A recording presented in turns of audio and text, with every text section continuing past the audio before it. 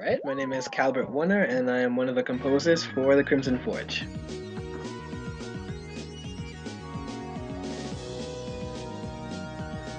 Oh man, time kind of flew, so I guess maybe about 7, 8 months. I'm not really sure, but I think about 7 months.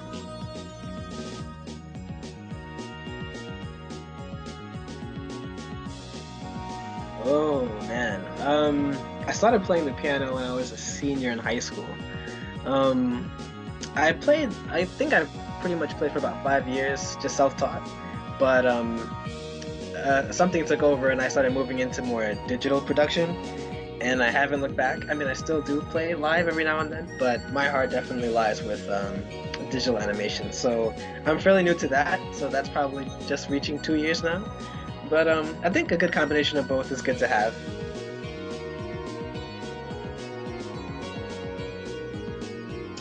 Um, and music in general, I can't.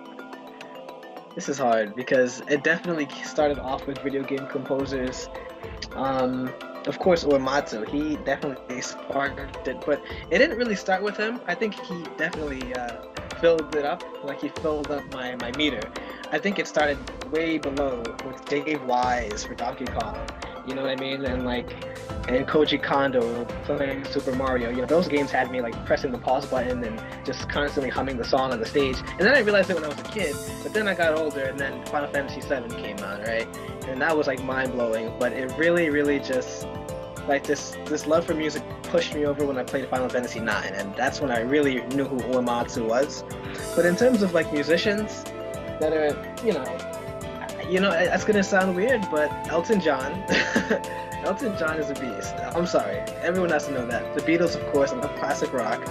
Of course, I love Evanescence and stuff and more modern rock, but definitely my heart's with video game music. And of course, I have to give a huge shout out to Zircon because he is inspirational as well. Even though he's more of the electronica style, he's just a beast. He's a monster. And I think everyone should just take a listen to him.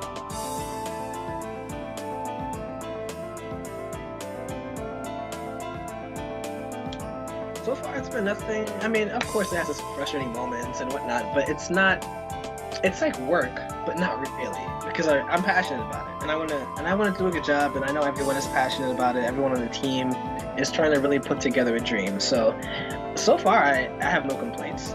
I feel like there's a great deal of a web of connectivity between everyone. It's not just everyone's doing their own thing. Everyone's connected, from the voice actors to the composers to the mappers. It's a family. So honestly, this is probably one of the most pleasant experiences I've had, and I hope it continues this way. But so far, so good. I have nothing negative to say at all, except Ramon. Ramon's a dick.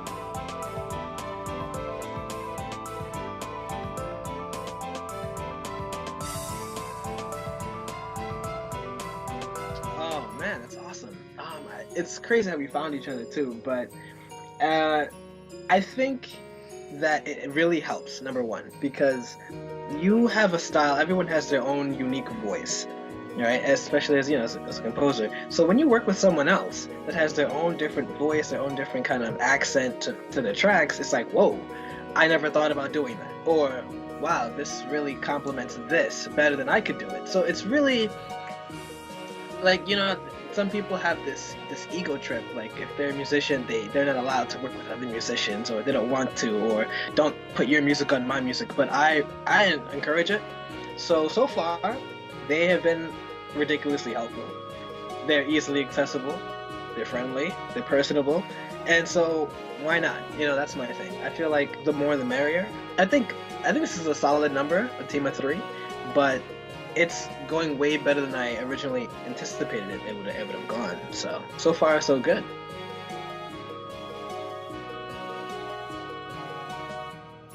Okay, I'm not gonna lie here. Probably gonna break some balls, but it was Go a little for it. bit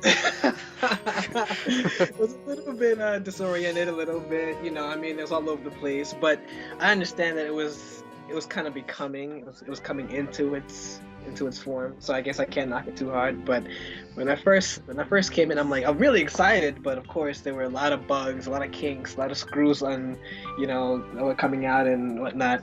So now it's looking like everything is getting hammered down, a little bit more definite, which is cool. So I think it's become, well, it's not, I don't want to say more professional because it's not, but it's more, it was more of a community. It's definitely more of a community. It's not like, I don't know, I was getting some weird feelings when I first came in, but now it's like, all right, I'm accepted, so why not?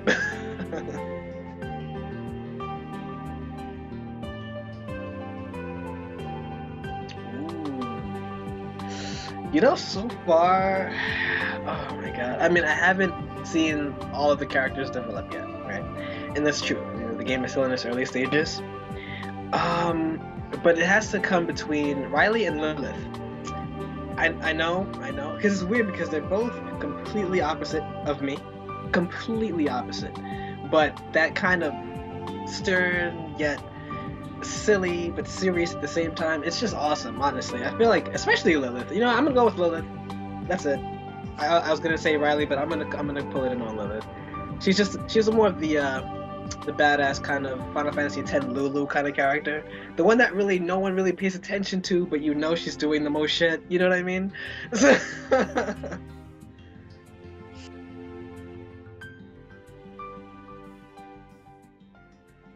No specific order. Okay, Yeah. that's okay. So I'm gonna start with Final Fantasy IX, even though no specific order. Final Fantasy IX, Final Fantasy IV. Okay, growing up, right? So let's see. I want to get a certain age range. Dragon Quest VIII, right? That's 3. Oh man, I mean it's just 2 more. I can't believe you're doing this to me right now. Let me see. Final Fantasy Tactics Advanced, more specific. I know there's a lot of Final Fantasy going around, but I promise that's not the only RPG I played. And you know what? I think the last one I'm gonna have to say Dragon Age. I have to say Dragon Age, Part 1. Wait a minute, you said growing up. Does that count? Because that's kind of more recent, but at the same time, it's, you know what I mean?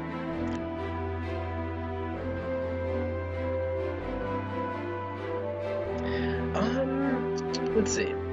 I mean, hopefully that you stick with us. Yes, it's going a little slow, but it's moving at a really, really moderate pace now, so it's not going to take too long.